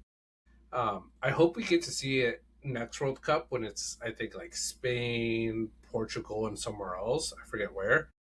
Um, and experience those cultures from all those international fans. But yeah, like for you, it's what's really going into my timeline, and it's what I've really enjoyed. And for those watching this, make sure to check out our YouTube video.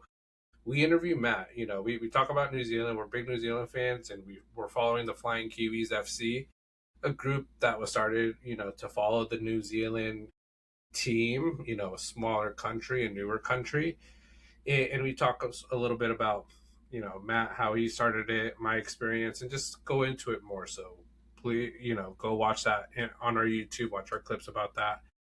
But even just that, we because of this and how much has been going on and how much we've engaged into this cultural experience of other countries that have come into the US, into our home turf, we got to interview someone like Matt, which was amazing to listen to and hear his experience, and also how much he appreciate hearing our take of his country, his countrymen, and the people from there. And I think that's the most unique thing about the World Cup. We could talk about Messi, Ronaldo arguments all day, but I think what I'm always going to take the most out of this, on top of the experience of going to a World Cup, watching it, is that experience I had culturally with another country's fans and experiencing that firsthand. Mm-hmm. Yeah, you nailed it. And to key in on that too, it's like, you know, unless it was brought up some other way, which isn't always super predictable. And I'm really happy that this kind of turned out the way it did. Is just learning more about a country. Quite frankly, I saw as always being a beautiful country with New Zealand, just from footage there, and there's some social media folks that I've crossed paths with, just flipping through the FYP previously, kind of displaying New Zealand in what it is. And I think that it's just totally different when you finally have full on conversations with people, from there. And this can really go for anywhere. And just how Matt prefaced it, laid back people. And just I think that oftentimes in a world as crazy as it is, everywhere, I think a lot of people kind of seek that laid back lifestyle at times. And just even that demeanor, I think goes a long way for a lot of folks. So he's an incredible person. What he puts on for that fan club is great. It was been super cool to learn about. And then pairing that even with the song that's super catchy, Boye, just finding out more about the Maori culture, the influence of that song, how it became popular, seeing. We'll leave it at banter. It's not always pleasant all the time when it comes to banter, but banter in the comments regarding the song. But generally, for the most part, it seemed to be positive, and I think that's phenomenal. It seems like something that folks hadn't heard for a long time, and this just kind of unlocks it. I feel like it's just unlocked parts of just perception of things and respect of other cultures that I think the world needed, quite frankly, especially now. So it's been great. And then you pair that with the competition on the soccer field. Awesome. Yeah. I think it's something the world needed. The world probably didn't know they needed, but it's just bringing a lot of people together. And yeah, with Poirier, the Maori, from New Zealand, I think we see that with all these other countries teaching Americans and us watching social media more about their culture. We're learning a lot about, I think the big ones that are coming up for us, New Zealand, I don't know how popular that is on everybody's feed, but Scotland and the Netherlands, and even Korea, South Korea, being in Mexico, how much you see about them, sharing their culture with those in Mexico. And then Scotland, you see a little bit of them, their kilts, how they wear their kilts. I always, the one video of the kilts that always sticks in my mind, he's like, I have two kilts. My one kilt for going out to party, because if it gets dirty, it gets dirty. But then I got my business kilt pretty much where he's ready for that business. And it's like, we got to start doing that with everything. But just how amazing a lot of people are, and how this sport of soccer and football has really brought a lot of this together in the U.S. Because, like I say, in Qatar, you saw it a bit, but I'm seeing it so much more now. And like I say, you can't say social media is barely around. I think it's been around for quite a while, but I think it's because of what the U.S. could bring. It makes it really popular. And, I think that I will say this is probably going to be one of the biggest World Cups in the last probably ever. And it probably won't ever be as big until it comes back to the U.S. again, whenever it does. Absolutely. Yeah. In honestly, I in comparison to a lot of the other World Cups, I feel like geographically and how good travel is here in the States and in North America altogether, it makes sense the way that it's laid out here. Just having different states involved, different countries, but it's all geographically a decent plane ride within each other. I mean, look at Matt in the Flying Kiwis. They were able to, they took a train and drove part of it. It's doable. It's phenomenal. That's, it makes sense, and you get to explore while you do it. So, saw the Netherlands having their double-decker bus. Badass. I think it's the best. I think it's awesome. And it just makes a lot of sense. And I think you're exactly right. Hot take or not, I don't think the World Cup will be as popular as it anywhere else as it's been here. this year altogether. And I hope it really boosts what football in soccer here is in the States. And I hope it expands it a lot, and we're competitive for years to come, and we develop that league a whole lot more with the MLS. Yeah, I think it's going to help us here in the US because the last time I was here in 94, that's, I think, when we started our what we could call our golden generation, where we started training and getting these Pulisic's, Tyler Adams ready for the World Cup. So I think this is going to be that next push to see how popular it is, how much there's support for it, and honestly, how a lot of people who probably didn't enjoy soccer before are finally enjoying it and seeing how great of a sport it is. Because I think in the past it never was a well known sport or a very popular sport, and people really look down on it, and I think it's a sport with NBA ended pretty well, but if it would have ended the other way we were hoping it wasn't, um, this probably soccer is going to take over NBA. I think it could probably take over NBA, MLB soon. It might take over hockey. The only one that we might compete with is football. NFL's the juggernaut here. Absolutely. Yeah. The battle of the footballs. Bragging rights of the name. Yeah. And yeah, no, I hope it really expands and it boosts everything. The one thing football has, and American football has going against it, is head injuries and how prevalent the health scare side of it is getting. And I think nowadays we're seeing a lot more parents being precautious in taking that precaution and wanting them to be more involved in non-contact sports, and certainly soccer is one of them. So that could help boost it too here in the States. Hopefully we'll see a lot more of it also. But yeah, I think it's absolutely awesome how this has all gone, and I hope we get it back again soon. Yeah. I hope we get it back again soon. I think we were always willing to go to it this year, but it was pretty difficult to get tickets. I think if it comes back again, it will still be very difficult to get tickets, but I think we'll start prepping now for the next World Cup here to be able to go to a few more matches than just the impromptu one I was able to. But yeah, and I think the one big note with soccer getting popular here and getting better, um, the USA, we got to adapt the European approach on how to develop youth, and honestly not make it a pay to play sport. That's the one thing I still think needs to change. It's a pay to play sport, and there's a lot of talent going unnoticed because financially they're just not as well off to be able to do that pay to play in the travel ball. Uh, so I hope that's something that changes, not just maybe with soccer, but all sports. Because like I say, I see softball, baseball being travel sports, NBA, basketball being a travel sport. So hopefully that's one of the big changes that happens in sports here in America. For sure. Yeah. It's travel balls of fortune. For baseball, you have AAU when it comes to basketball.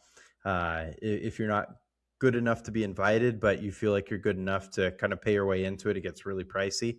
Yeah, they have to change that model. It's become way too ridiculous to try to get your kids noticed in a sport where other folks who might be more well off are able to do that, and it's a bummer. Let talent speak for itself.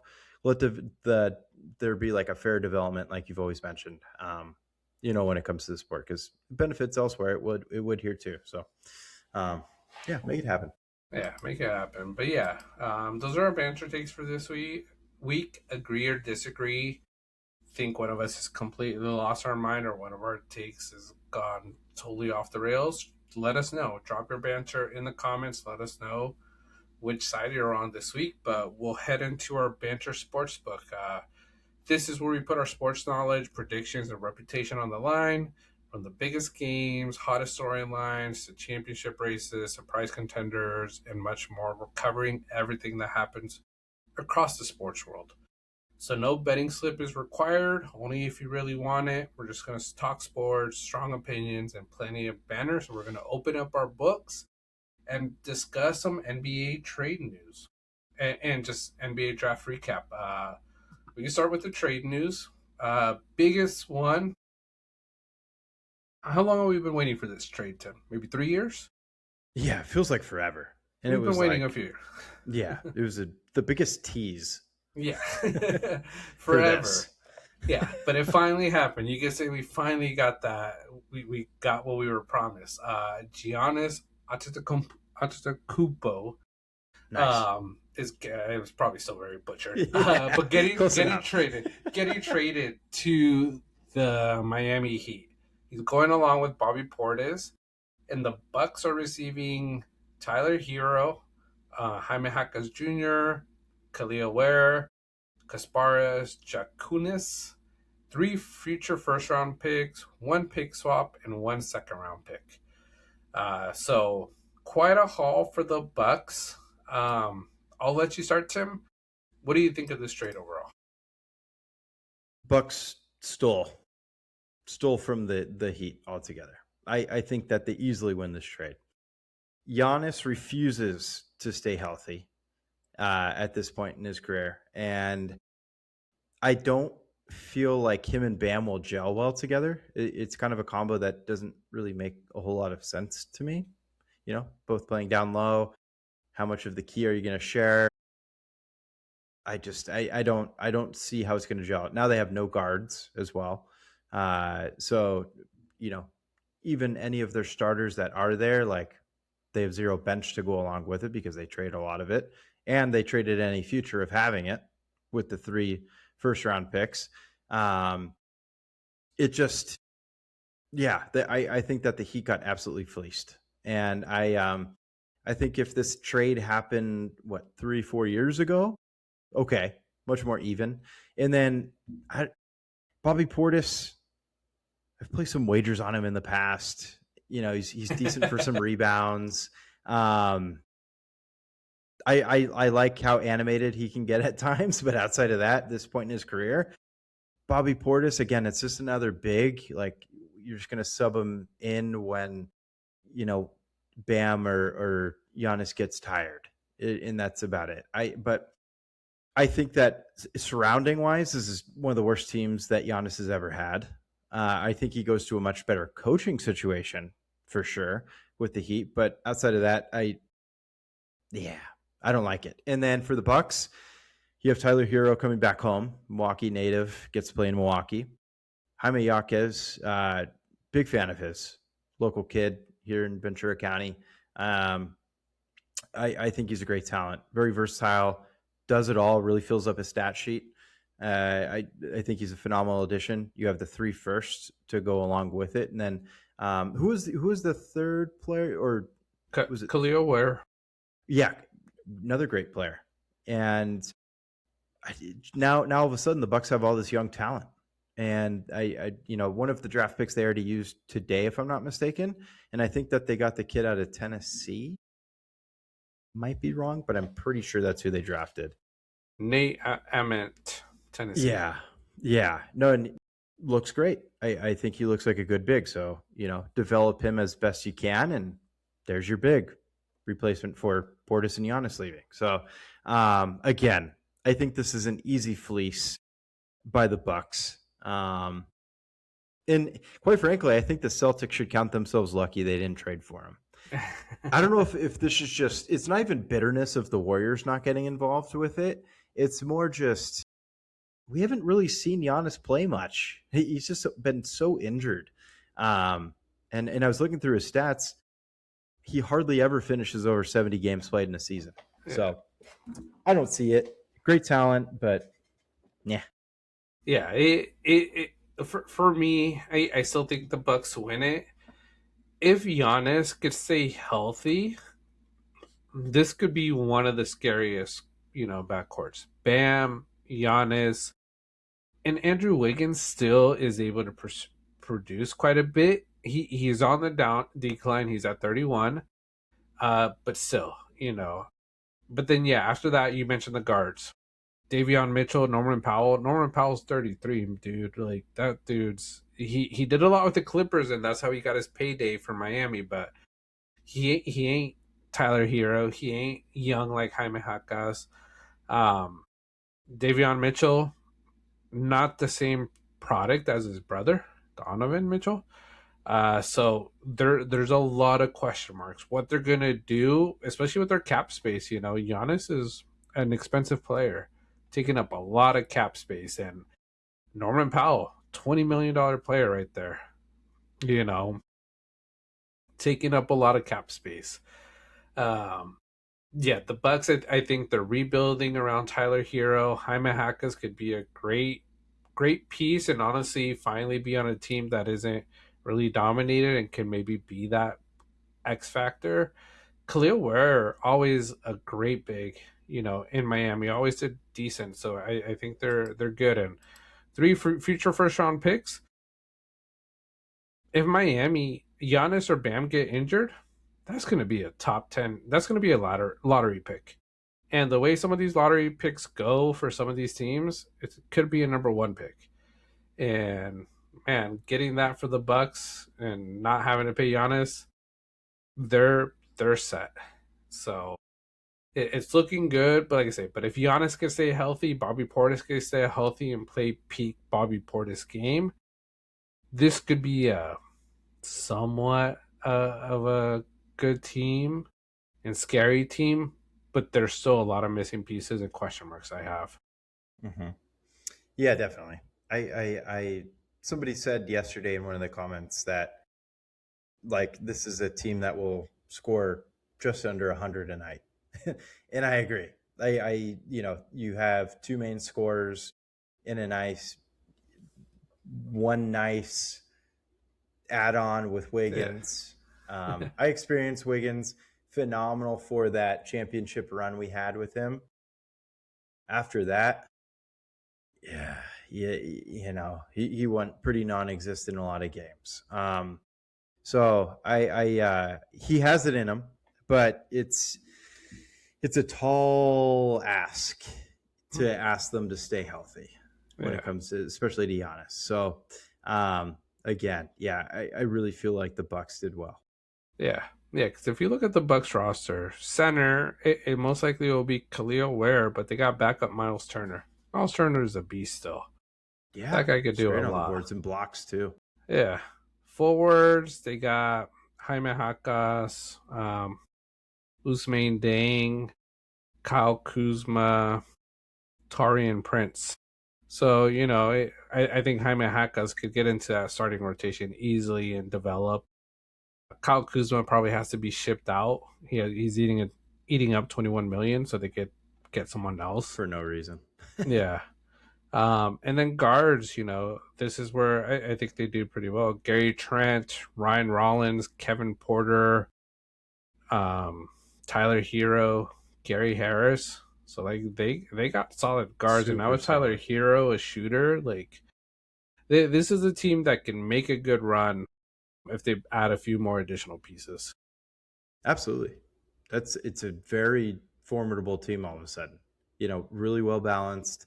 And yeah, I think they're positioned well, especially with the East being known as, the weaker conference. It makes this trade makes a ton of sense. It's good that they took advantage of Giannis's trade value at this point. It was a smart time to trade him. But yeah, it makes a ton of sense. And in Jaquez, yeah, I think we could see a lot of triple doubles out of him this upcoming season. I forgot about Kevin Porter being there. Gary Trent can put up, quite a few points a game. He can kind of go on runs. So, yeah, I mean, the team sounds great. Yeah. And then the other, you could say big trade, Minnesota, Brooklyn, and it looks like Chicago was in it as well. Brooklyn receiving Julius Randle from Minnesota and the number 28 pick in this draft, which they use on Koa Pete. Pete or Pet? He's an AZ guy, right? The Wildcat. Correct. Yeah. So they picked him up in Brooklyn. Minnesota getting the number 33 pick. And then a player to waive, and then Chicago. It says Chicago receiving Nick Claxton. Good big. Yeah. So like I say, decent. I think Minnesota was just trying to make up cap room, and Julius Randle hasn't really been a great fit for Minnesota in my mind. They let him go for from New York, and look what New York did. The players they gave up. Um, might be regretting it a little bit now. Yeah, I think so. Julius Randle's one of those guys. He's a tough fit anywhere. He's a big who can shoot a three, a bit more ball dominant.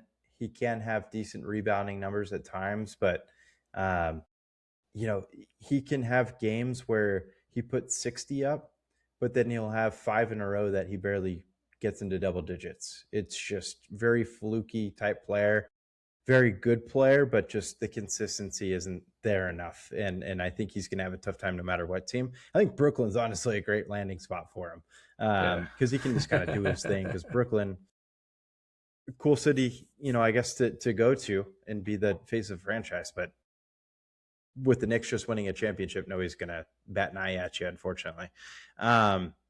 And yeah, Claxton going to the Bulls, good big going there. But one thing is, I think the Wolves are really trying to make Anthony Edwards happy. And you mentioned it, clearing up some cap space. I would keep some eyes on what the Wolves do the rest of this offseason. I think that they could be involved in a big trade. I think that they've been kind of rumored with Kevin Durant possibilities. Supposedly they tried going for him around the deadline last year, which would have been crazy because he has barely been with Houston. But yeah, keep an eye out for that. I think that they got to do a lot to try to keep Anthony Edwards happy, because he's, I'm sure, very fed up with being competitive in the playoffs but never making it over the cusp. Yeah, no, they got to make him happy. KD, man, if this is another move for KD, I don't know. This might be his last move. But yeah, they're probably going to make a big move because they know they got to do it this year or next year, or else he's going to walk. And that's a player you don't want to let him. You don't, Edwards, that you don't let him walk, because he's Jordan-esque type of a player. Absolutely. So, so we'll sort of see, but yeah, I think after the Knicks winning, most exciting NBA news after that NBA draft was today, round 1. Round 2 is occurring tomorrow, but we'll go through some of the pick. Wizards taking AJ Debonatsa from BYU. Not a surprise. I think everybody expected it. I didn't hear any rumors of Jazz trying to trade up. Did you hear anything? None. Just the only rumors was AJ not working out for any teams, and then Peterson only working out for the Wizards, trying to advocate for himself to be that first overall pick. I don't know. I just think people think about Utah and they don't really want to live there. But Utah looks like a scary good team. Yeah, I think it's a very scary good team. Watch out for Utah. Wizards also just extended Trae Young, right?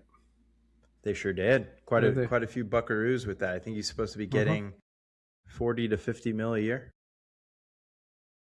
Yeah, it's considerable. So, and then pair that, you still got AD that, there. So, like I say, Wizards. I think Wizards think. Go ahead. Sorry, it's lagging a bit. I don't know why. But yeah, you still have KD there. Then you pair that with you still have Sar. He's a great young talent. All of a sudden, the Wiz look pretty good. Yeah, Wizards could look pretty good, pretty dangerous.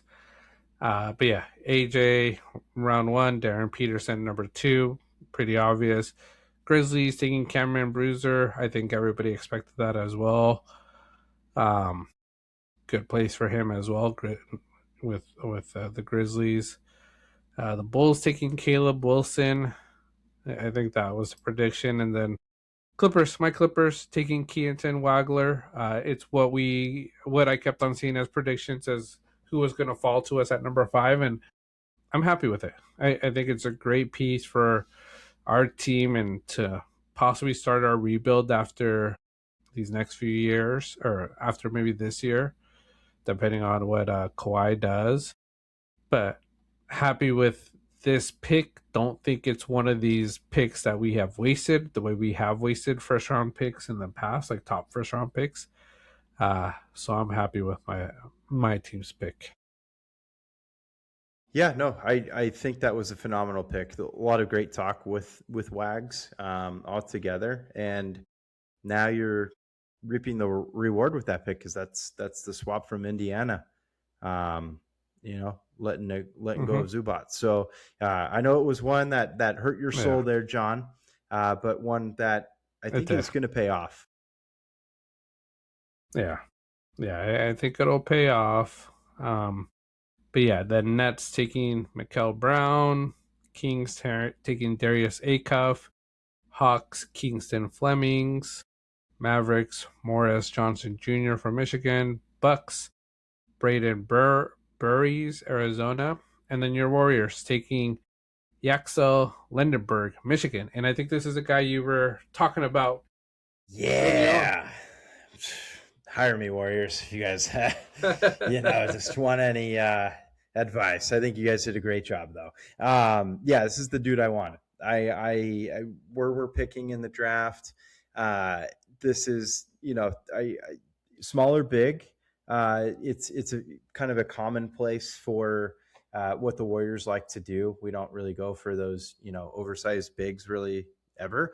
So Yaxel, great addition, very versatile big, obviously coming off of a national championship win, and dude's an absolute beast. I think he started playing basketball later in life, but has absolutely excelled and done a tremendous job getting to where he's at now.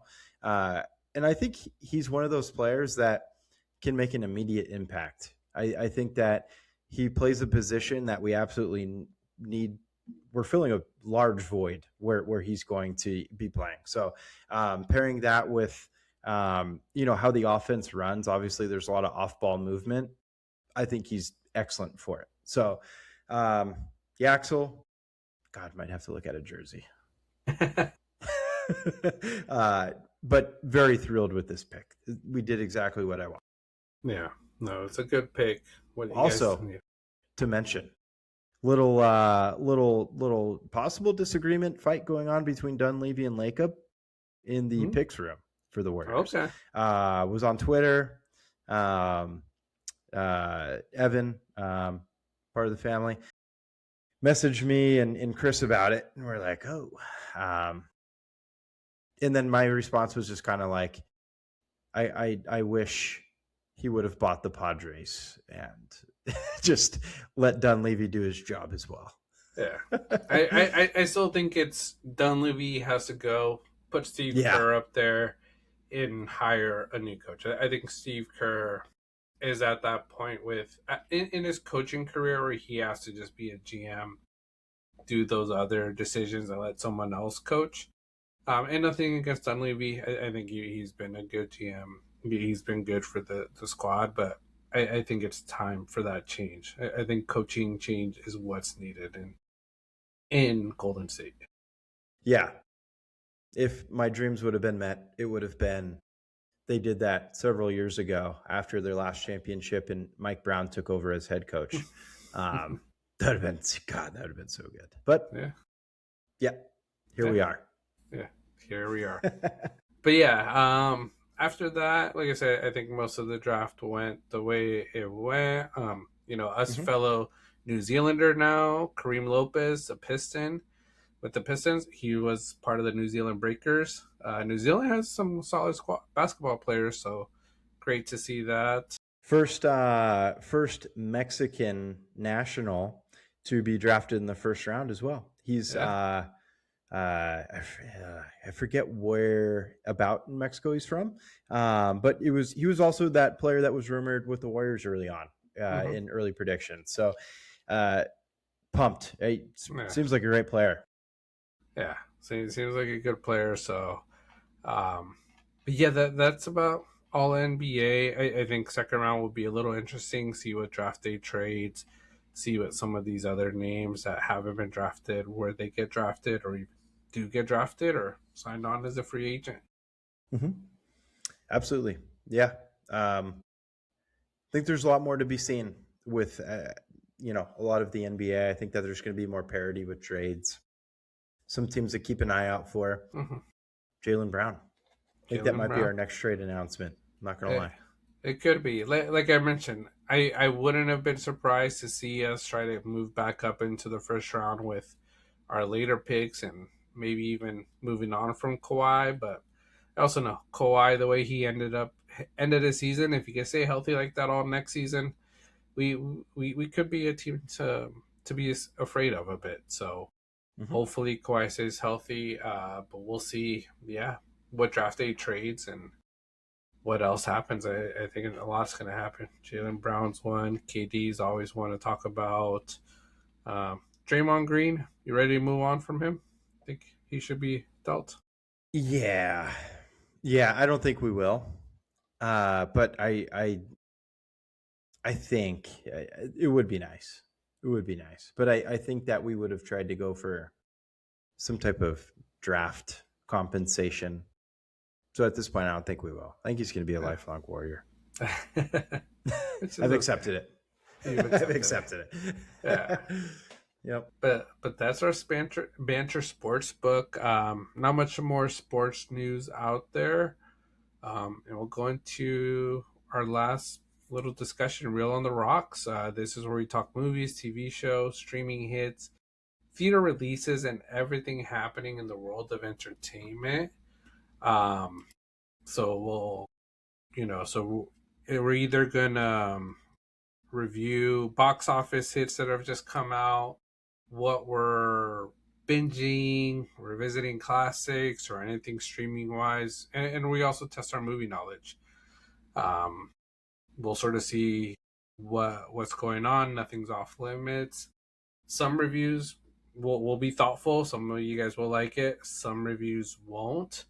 But there's a good chance we'll end up arguing about a movie. But yeah, we'll get into it. Our summer movie bash check-in. We had a big movie this past weekend. Toy Story 5. You helped your own cause too.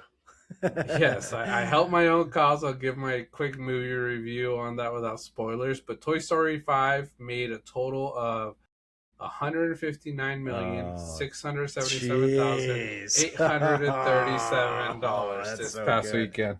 Wow! So big win for big boost for me. Wow! So your total, Tim, is at 207,603,782.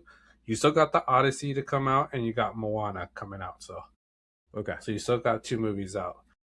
My new total after this, 214,014,466. And I still got Spider-Man, Supergirl, and Minions.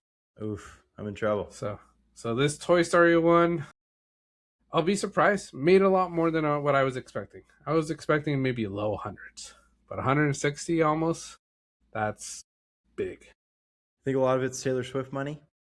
Should bring in a whole fan group. At least 60 million, I'm going to say. Yeah.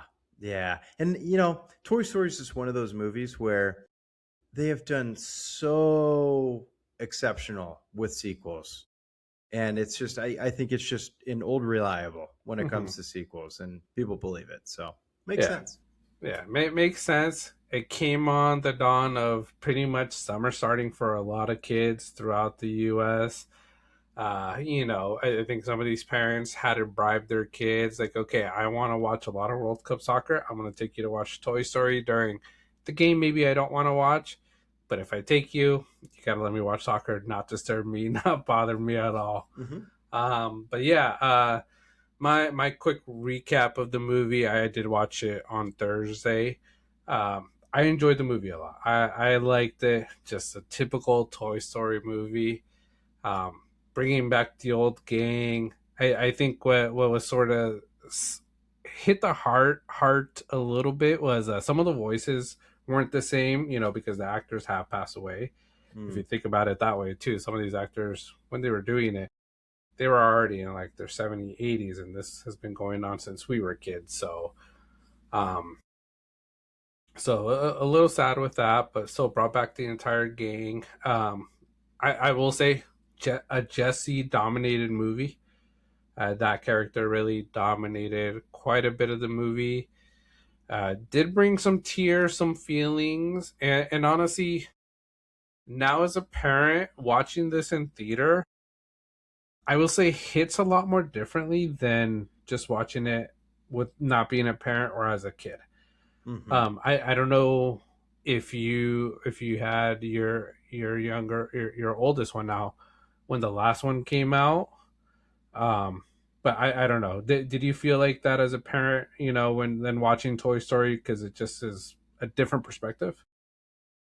For sure. Yeah, like one of those movies where you grew up with it when you were their age versus, now being a parent looking at them experience it kind of vibe. Mm-hmm. Most certainly.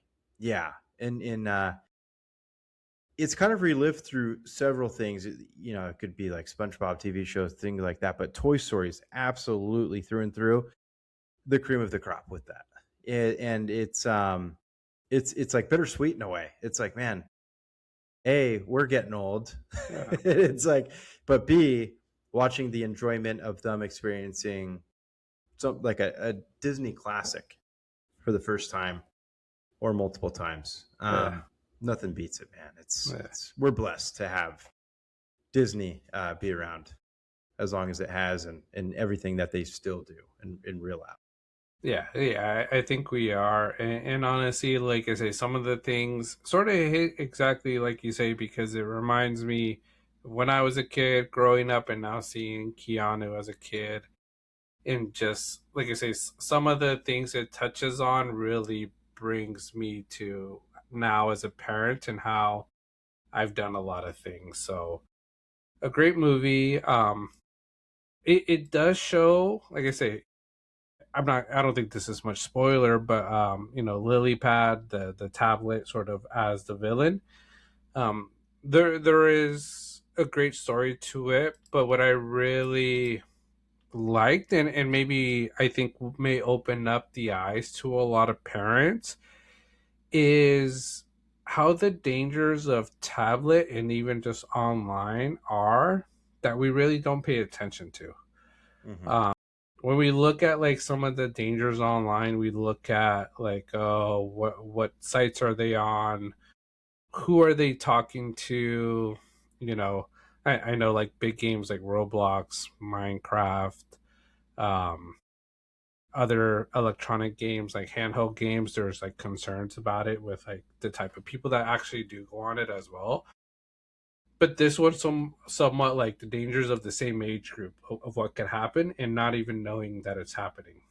So I think it's a great message. Hopefully parents sort of see that and try to hone in on it more because it is something as parents we should be looking out for more and keeping an eye on our kids, not just for our kids, but the other kids in their class and just everybody in general to just make our world a better place. Yeah. No, perfectly put. Yeah, it's crazy how quick you can get from watching a certain type of video to being in watching something polar opposite and something that's a big no-no. Um, it happens to really anybody. So it's internet can be a very scary place. Tablets, electronics, certainly as well. So yeah, you nailed it. Monitoring Yeah. what's being viewed and stuff like that is Yeah. important. Yeah. So, but overall, great movie. I liked it. I enjoyed it. Very enjoyed it. Um, I give it 4 whiskey glasses out of 5. So Nice. far, I think one of my highest ranking movies. Mm-hmm. Um, I would recommend if you have a kid that could sit through the movies. It's a good movie to watch. And like I say, us as adults, it's also a good movie because it brings back all those feelings, all those memories of us watching Toy Story 1, 2 when we were Absolutely. They nail it with Sweet Goals. They're so good at it. yeah. New stories every time, and yeah. And then with the last one, we all kind of thought it was the last one. Yeah. So it's nice that they came back. Yeah, they came back. So, like I say, could this be the last one? who knows? AI might be next. That's the next technology that's taking over. Yeah, it could be. It could be. It could be. Could be friendly. Yeah. I think it's friendly. I think AI is friendly. If you're Yeah. listening out there, You AI hear right that? now, Yeah. we Take appreciate notes. you. Thank you. But yeah, what movie's coming out this week? Is it one of yours? Probably not. Because you got the Odyssey, what? 3 weeks? July. Yeah. July. Late July. July 20 something, I think. Yeah. Yeah, there isn't much coming out, I think, this week. Yeah, Jackass. I think that's the best one. Oh, is that coming out this week? Hasn't dropped yet, huh? Yeah. So I I was think that just could do numbers. I honestly do. It's been a lot of hype around it. Yeah, there's been a lot of hype. I think they always do well. Like we mentioned when we were discussing all the movies coming out, it was one that I think we felt like could do well because everybody that watched the original Jackass on the TV show on MTV, we remember it and it's memories that we want to see again. And especially if this is our last one, just having the laughs, going with your boys, your friends, and having those laughs, like you were when you were a kid. So, yeah, it'll be interesting. No, yeah, we got Supergirl coming out this week. Oh, there you go. So let's see. I think depending on how Supergirl does, I could have an idea of how my is gonna end up. I think I gotta outshine one of your first 3 movies, and I'll be in good standings. I think you already are. You're in a great standings. But, just to put it out there, just remember, everybody, it's a really great weekend for World Cup soccer. Take your time to go watch that. If you can't make it to the Supergirl movie until Monday, I understand. I get it. So it's A-okay on this end. I have a feeling it'll probably do pretty good. So yeah, I think it'll do pretty good. I think my tough one I'm a little concerned about is Minions and Monsters, but we'll see. It's a cartoon movie. It's summertime. You see Universal Kids, real quick point on that. They made some Minions rapid ride. Seemed like a real dinker. Nobody really liked it. I don't know. I got to look more into it. I'll send you a clip. I saw a clip earlier. I guess it's brand new. Somebody commented saying it looks like it's already been there 20 years. And I'm like, oh my gosh. It probably has been. It's probably some refurbished ride or something. Yeah, it could be. But see, I see those things and I'm like, people are thinking about Minions right now and your movie's going to do good. We'll see. Like I say, the Moana one, I think I was always very hesitant, but almost like with Toy Story, it's a Disney movie. People are going to be interested. People are going to want to take their kids. It'll make some decent numbers. Let's hope it for your sake, let's hope it makes some really good numbers to keep you in it. Yeah. Yeah. Do you want to see Rock with hair again? Yeah. Go watch See when he was like 10 years old before he lost it all? There it is. Check it out. Looking like Fabio. Yeah, looking like Fabio. But yeah, and then Odyssey. I got to get my Odyssey tickets, man. I just don't know where I want to watch it. Yeah. I need to figure out when. I'm considering trying to see if I could find an IMAX, like a legit IMAX one, and go watch it. So that's what I'm hearing. Yeah. Somewhere in Hollywood. So maybe I'll wait till after that opening weekend. Maybe on that Monday. What's the one Christopher Nolan filmed it in? It's like some type of special IMAX, right? Some type of new tech. Mm-hmm. God, who has that? What theaters has it? There's only a few. I think here in Cali, it's the one in Universal. Okay. I think the Chinese theater, right there in Hollywood, and I think there's one in Irvine. Oh, well. Yeah, I think those are the 3. Christopher Nolan's house. It could be too. I wouldn't be surprised if he has like an underground movie theater that's like so big that he just has people going there for screenings. Yeah. But that's that's going to wrap it up for today's episode of Banter on the Rocks. Thank you, everybody, for hanging out, bantering with us today. As always, your support keeps this thing growing every single week. If you enjoyed the episode today, please do us a favor. Hit that subscribe, hit that follow button, leave a comment, leave a rating, and just share the show with somebody who loves sports, movies, pop culture, or just chaotic debates. And as always, don't forget to jump into the comments with your own banter takes of the week. We want to hear your hottest opinions.